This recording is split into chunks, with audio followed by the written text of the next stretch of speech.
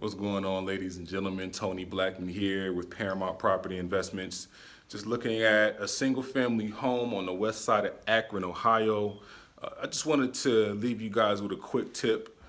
Something that my partners and I had an experience with the seller. We were in negotiations.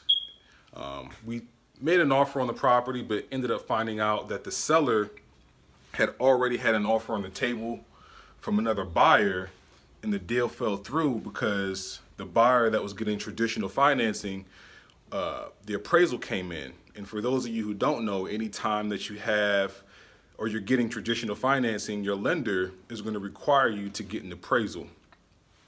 So if the appraisal doesn't come in at the value that you agreed to pay the seller or above that price, the lender will not give you the funds to purchase that property.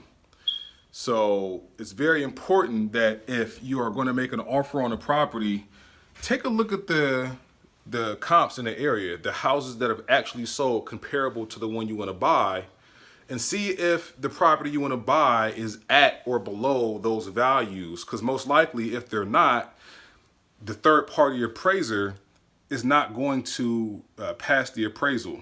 And if that doesn't happen, then one or two things is going to happen. Either the seller most likely may not drop the price. They may, because they might be motivated to sell the house, but you never know. Or your lender is not going to lend you the money. Or you might have to make up that difference out of your own pocket. So definitely make sure you know the market in which you're looking to purchase property.